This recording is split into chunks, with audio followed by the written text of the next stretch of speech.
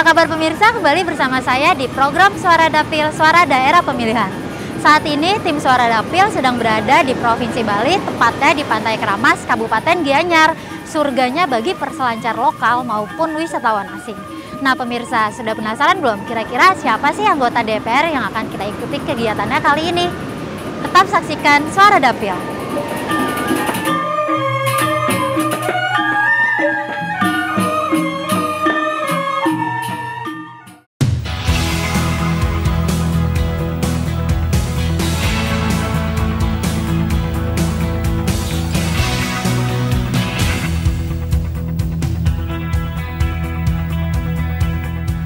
Pemirsa Suara Dapil, pada episode kali ini kita akan mengikuti kegiatan dari salah satu anggota DPR RI. Beliau adalah I Nyoman Parta yang saat ini duduk di Komisi 6 DPR RI serta Badan Legislasi dari fraksi PDI Perjuangan. Kegiatan pertama yang diikuti tim Suara Dapil bersama Bapak I Nyoman Parta adalah menghadiri kegiatan pelatihan bimbingan teknik untuk masyarakat yang diselenggarakan melalui Kementerian Perindustrian Republik Indonesia dengan tema Penumbuhan dan Pengembangan Wirausaha Baru Industri Kecil Menengah IKM di Kabupaten Gianyar. Kegiatan BIMTEK saat ini mencakup 3 pelatihan, yaitu anyaman sendal, peracikan kopi, dan servis AC. Kenapa kita pilih pelatihan yang berkaitan dengan UMKM? Yang pertama, kita ingin memberikan keterampilan kepada anak-anak milenial, karena memang sekarang ini kreatif anak muda itu membutuhkan fasilitasi. Jadi kita datang untuk memberikan fasilitasi agar keinginan mereka untuk beraktivitas mendapatkan tempatnya, mendapatkan ruangnya.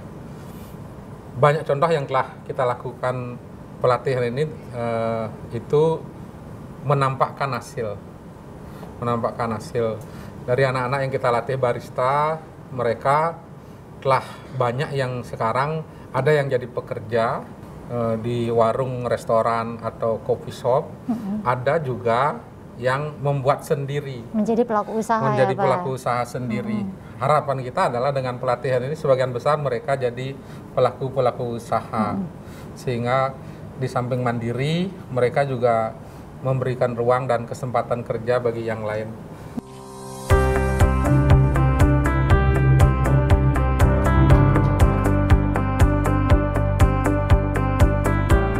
Selesai menghadiri pelatihan BIMTEK, Bapak I Nyoman Parta mengajak tim Suara Dapil untuk meninjau pemberi bantuan mesin jahit di Desa Guang, Kecamatan Sukawati. Tiba di Desa Guang, bertemu dengan Dewa Ayu Putu Meliani atau biasa dipanggil Desa sebagai penerima bantuan. Desa merupakan siswi dari sekolah menengah kejuruan, berbekal bantuan pelatihan dan pengetahuan yang didapat. Sebelumnya itu saya kelas 2 SMK, belum belajar, belum terlalu bisa sih menjalani mesinnya. Tapi semenjak ikut training tuh diajarin pas kelas 3 semester 1 tuh Pak Man gitu ngasih informasi bahwa akan ada gini pelatihan BIMTEK. Waktu itu kita latih 14 orang. 14 orang? Dan semuanya sudah berproduksi. Semuanya sudah berproduksi. Ini efektif banget ini. Jadi kalau pelatihannya. Iya. Tapi memang kalau mau bantu mereka, bantu pelatihannya sekaligus bantu mesinnya. Kalau hanya menjahitnya aja, akhirnya mereka kan nggak bisa berproduksi. Iya. Kalau mau bantu pelatihan dan mesin. Terus untuk harapannya tuh Bapak apa? Jadi puas dia kan. Kedepannya saya pengen punya usaha sendiri sama pengen punya butik. Jadi ini mau diseriusin untuk usaha kamu sendiri ya? Ntar kedepannya mau punya butik? Dia mau kuliah di ISI, kita mau cariin beasiswa. Oh, okay. Jadi enggak jadi. Kenapa? Kursus saja. Kursus aja nggak jadi kuliah di ISI? Iya, dia bilang ini kan, jadi kalau diisi kan butuh biaya dan panjang, sehingga dia minta pilihnya kursus agar bisa berproduksi. Iya, sedangkan di sini pun dia sudah menghasilkan ya Pak ya. Selepas meninjau, Bapak I Nyoman Parta mengajak tim Suara Dapil mengunjungi usaha budidaya lebah di Desa Guang. Budidaya lebah yang dikelola Putu Oka Pastika merupakan motivasi dari Bapak Nyoman dalam membantu meningkatkan perekonomian masyarakat di dapilnya. Sebelum menerima bantuan dari Bapak Inyoman Parta, Putu merupakan pemain musik jazz di kafe serta hotel di daerah Ubud. Sebagai salah satu penerima dampak pandemi, Putu kehilangan pekerjaan dan menjadi pengangguran. Saat tim Suara Dapil dan Bapak Inyoman Parta berkunjung, terlihat sekali wajah bahagia Putu dengan keadaannya sekarang yang telah jatuh cinta pada usaha budidaya lebahnya. Motivator terbesar saya adalah Pak Man. Pak Nyoman ini. Beliau yang memberikan support, semangat yang begitu saya dibikin ayo buat kita sesuatu. Saya semangat jadi. Sudah menghasilkan berapa lama? Berapa nih lebah per bulan atau per biasanya itu menghasilkan? Per waktu menghasilkan madunya, tergantung dari jenis lebahnya. Saya punya biroi ini lumayan untuk 3-4 bulan sudah menghasilkan. Kalau dari Bapak sendiri Pak, harapannya itu bagaimana Pak ke depan nanti? Ini kan sebuah kegiatan yang memiliki dampak ekonomi, modalnya tidak terlalu besar, kita bisa menjadikan tempat ini tempat refreshing karena kita bergaul dengan alam. Terus kalau nanti bisa berkembang, nilai madu kan kita udah tahu, iya. harganya lumayan kan, lumayan. Apalagi saya madu ingin organik agar di desa ini menjadi sentra peternak lebah, penghasil madu ya Pak. Penghasil madu. Ya kami akan fasilitasi jadi dari Putu Koko dan kawan-kawan agar makin banyak yang membuat peternakan seperti ini.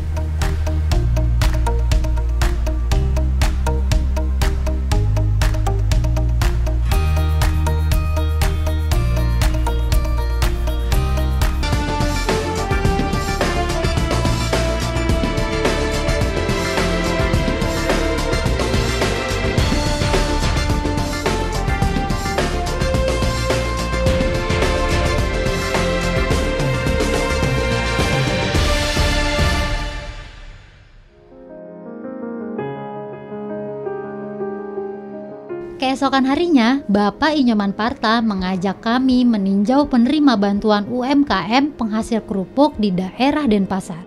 Sesampainya di tempat, kita disambut dengan Ibu Jero Kadek beserta suaminya sebagai penerima bantuan dari Bapak Inyoman Parta. Dengan diberikannya fasilitas, Ibu Jero sangat berterima kasih kepada Bapak Inyoman Parta yang masih berkenan selalu membantu masyarakat kecil. Menurutnya, dengan bantuan ini pemasukan per hari pun menjadi cukup.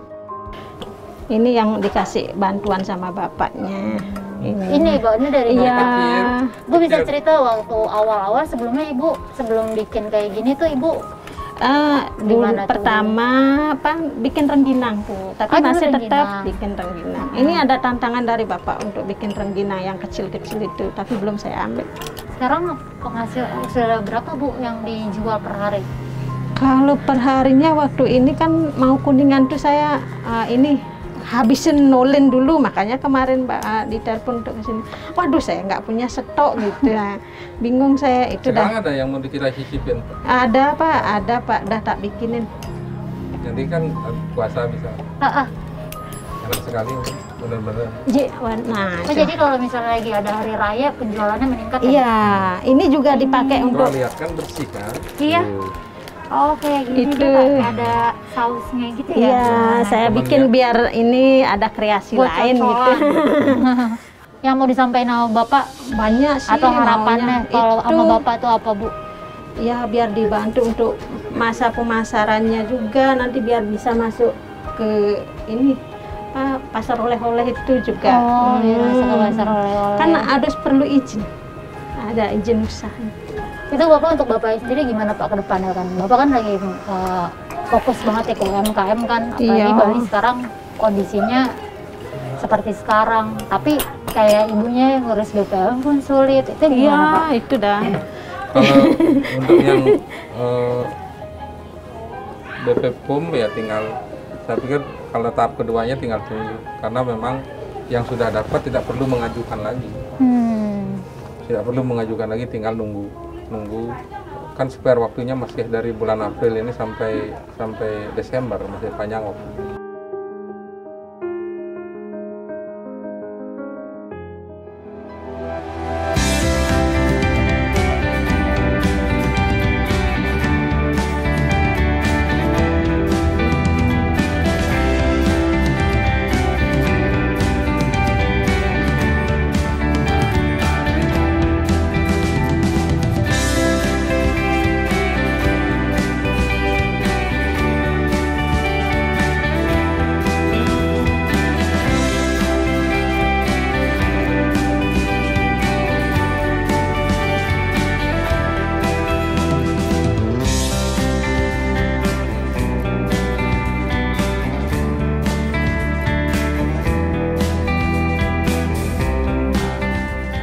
Selepas meninjau penghasil kerupuk, Bapak Inyoman Parta mengajak kami mengunjungi salah satu peserta BIMTEK Barista Kopi yang tahun lalu diberikan pelatihan.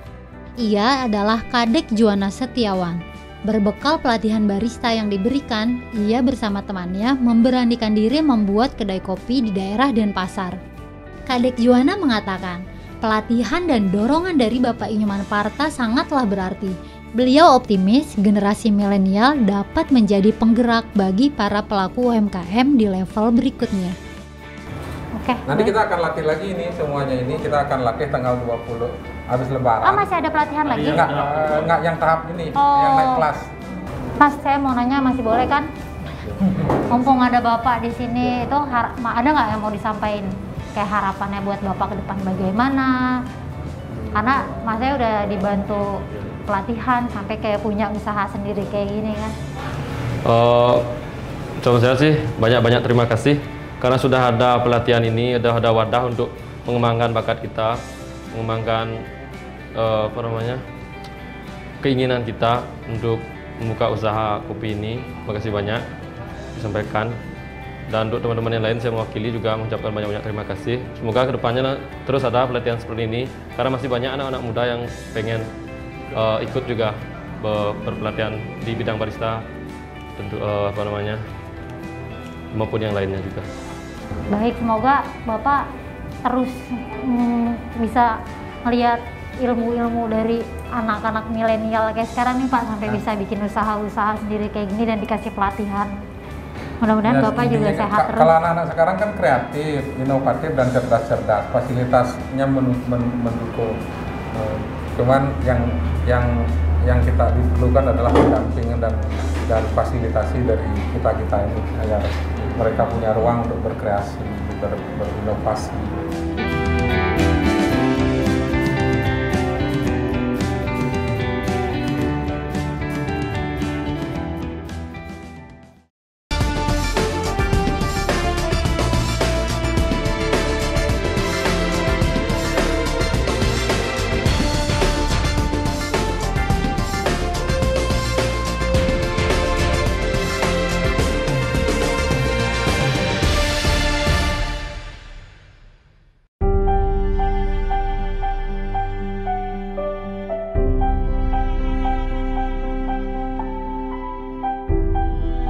Keesokan harinya, Bapak Inyoman Parta mengajak kami ke Banjar Adat Cemenggon, Desa Celuk, Sukawati untuk meninjau desa percontohan dengan sistem tebe.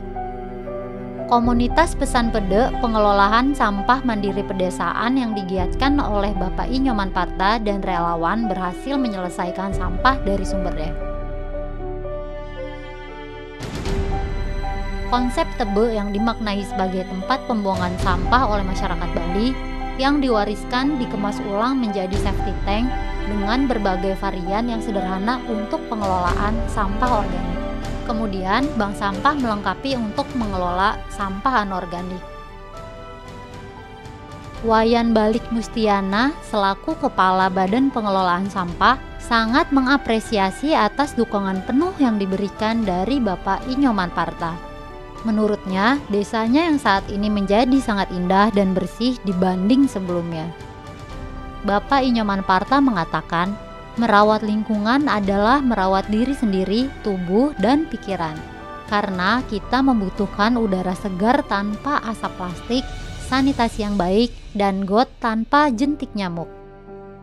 Bapak Inyoman berharap kedepannya desa-desa di seluruh Bali, bahkan di ibu kota Jakarta, bisa sukses menerapkan penggunaan sistem tebe untuk pembuangan sampah organik.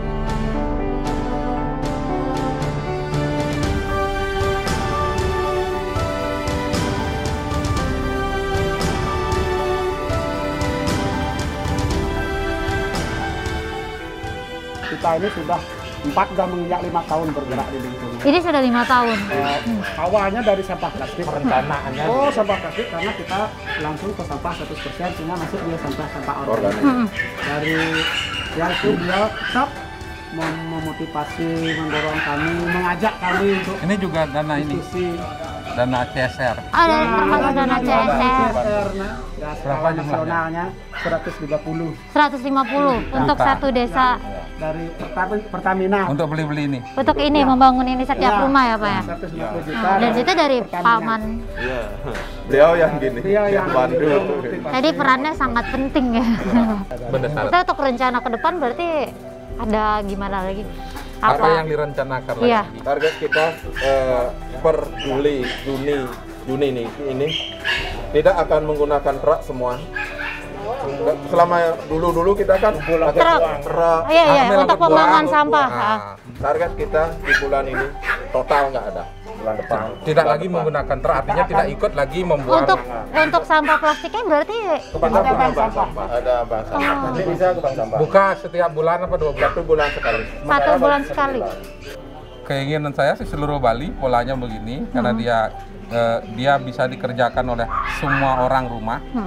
Terus dia memiliki spirit edukasi yang secara tidak langsung seluruh anggota rumah akan terjadi proses pembelajaran bagaimana memperlakukan sampahnya dengan baik, bagaimana bertanggung jawab dengan sampah yang dia keluarkan, yang dia buat, sehingga saya inginnya seluruh desa di Bali begini. Berapa desa yang sudah datang? Coba. Lumayan tidak menghitung, tapi lumayan banyak. Jadi sudah karena sudah banyak desa yang datang Sampai antar konsultasi. kabupaten juga ada.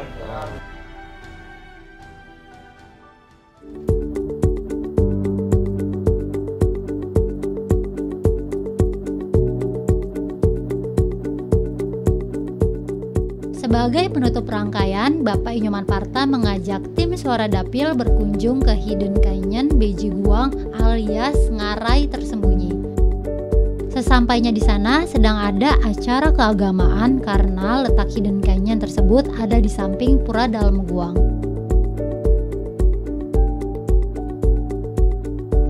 Ya, ini Pura Beji. Makanya tempat ini namanya Hidden Canyon Beji Guang karena ini Pura Bejinya. Wow, jadi ini kenapa namanya itu karena ada pura di dalamnya ya?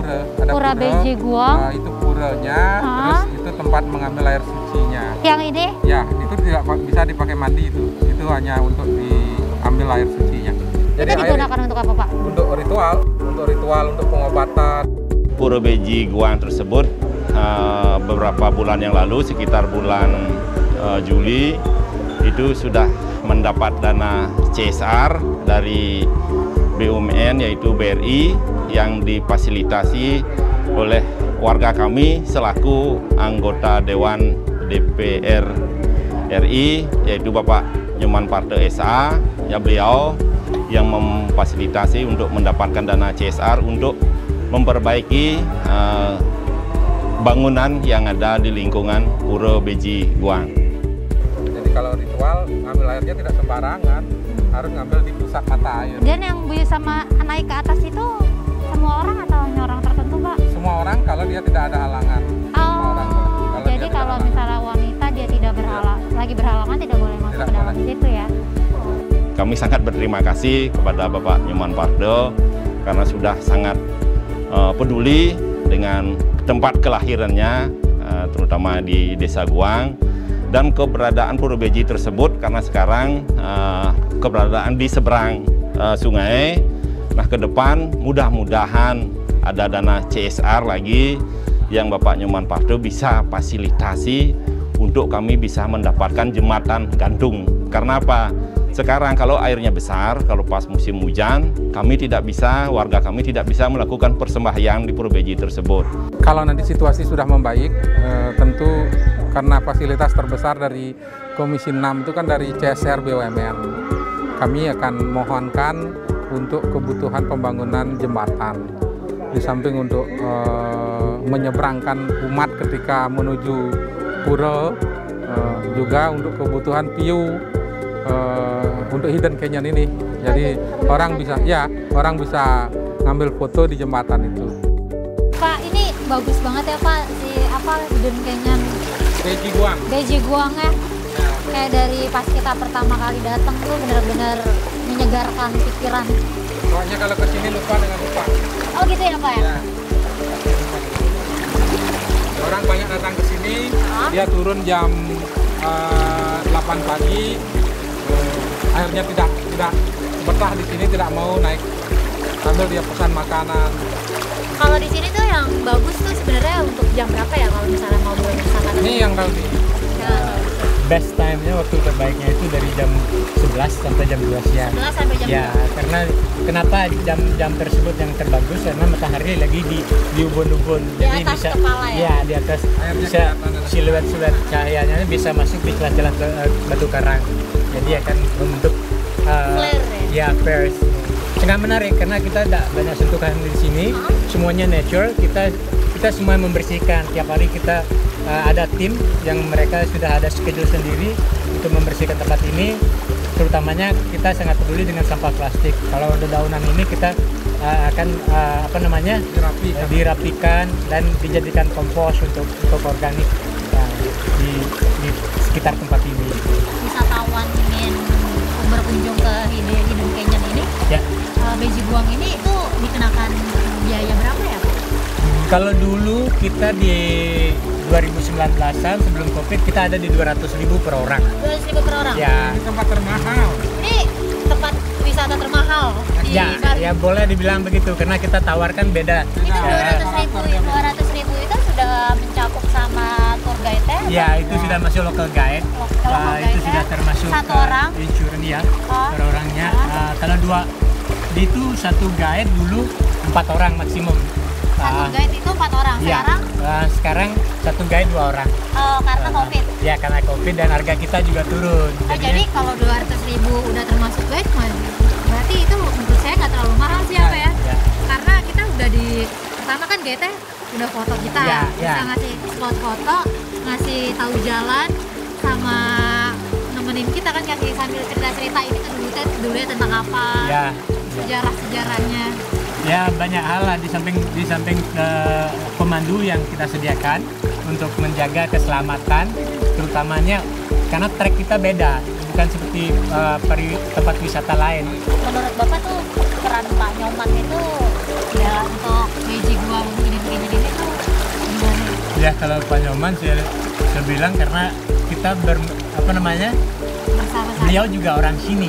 Kecilnya juga bermain di sungai sini. Jadi rasa kepedulian beliau sangat besar. Dan kami dari kecil juga bermain di sini. Sekarang Pak Nyoman itu sangat sebagai betul-betul pionir karena penggerak baik dana, waktu, semuanya disumbangkan di pikir sini karena jadi kebanggaan. Iya, dan meningkatkan ekonomi sekitar ya. Benar. Dan maksudnya dengan 200.000 dari awal yang membersihkan sampai punya range harga 200.000 itu benar-benar sangat bagus. Kalau dulu waktu ini, kalau dulu bentuknya donasi. Ada kotak kecil kita taruh itu. Awalnya Pak, ya, sampai ada yang taruh Rp1.000, 2.000. Kan kadang-kadang turis tidak tahu mata uang dia, bahwa dikira Rp1.000 itu udah gede kan. Iya. Kadang-kadang dia naruh ini, receh ya? Iya, receh. Dikira udah gede kan, angkanya 10 tuh. Iya, banyak. Nolnya banyak ya. Akhirnya perlahan kita buat tiket 10.000, selanjutnya 25.000, makin bagus, makin kita tata, nanti kita naik sudah bisa melihat sawahnya. Itu akhirnya jadi 200.000 sebelum Covid. Oke. Ya Pak, harapan Bapak Pak untuk Pak Nyoman atau untuk sekitar ini tuh gimana Pak? Kami dari Hidden Canyon sangat berharap besar dari Pak Nyoman bisa membantu untuk memfasilitasi fasilitas yang kita masih kekurangan di sini, seperti jembatan penyeberangan seperti yang Mbak lihat tadi itu. Lepas itu kita ada mata air, kita ingin mempercantik tempat ini. Mungkin bantuan fasilitas itu yang kita butuhkan, dan pengembangan mungkin untuk tempat makan karena kita belum komplit sekali di sini. Ke depannya hal-hal demikian kami sangat perlukan untuk mendukung Hidden Canyon ini lebih komplit. Bukan untuk wisata alam saja, tapi nanti ada kulinernya biar juga masuk. Jadi masuk ke Hidden Canyon jadi all in one. Iya, jadi one stop shop. Iya, one stop shop. Itu harapan kami ke depan. Dengan kalau Bapak gimana Pak yang jadi konsentrasi Bapak untuk ide pariwisata Beji Guang ini, apalagi sekarang kan semenjak COVID, itu bagaimana? Tempat ini walaupun tidak seperti sebelumnya bisa menghadirkan orang sampai 300 sampai 400 orang per bulan ya. Per bulan itu kan? Untuk sementara sekarang dulu sebelum COVID. Per hari 200 sampai 300 per hari. 200 sampai 300 orang per hari, yang sekarang mungkin sekitar 30-an orang. Tetapi agar tetap dirawat, kita memiliki banyak sungai di seluruh Indonesia. Kalau diperlakukan sama seperti Hidden Canyon Beji Guang, kita akan punya tempat-tempat yang bagus. Jadi ketika kita rawat sungai ini, sesungguhnya kalau kita merawat alam, alam itu juga akan merawat kita. Kita dapat kenyamanan, tanpa kita sengaja, akhirnya bisa datang turis, orang berwisata, kita dapat uang, bisa bayar pajak, lingkungannya jadi bersih kembali. Nyaman kan di sini kan? Iya, bagus ya Pak. Kalau kita merawat alam pun akan menjaga kita. Oke, baik Pak. Terima kasih ya Pak sudah menerima kita di sini. Semoga peran Bapak Pak Nyoman tuh bermanfaat untuk di desa sini. Sangat. Harapan terbesar kami dari Pak Nyoman. Demikianlah pemirsa program Suara Dapil kali ini. Terima kasih kepada Bapak Nyoman, kita sudah diajak berkunjung ke dapilnya, dan untuk masyarakat sekitar, semoga kegiatan ini dapat bermanfaat dan bisa memancing wisatawan asing dan lokal. Baiklah pemirsa, saya Putri Milansari dan tim Suara Dapil undur diri. Terima kasih.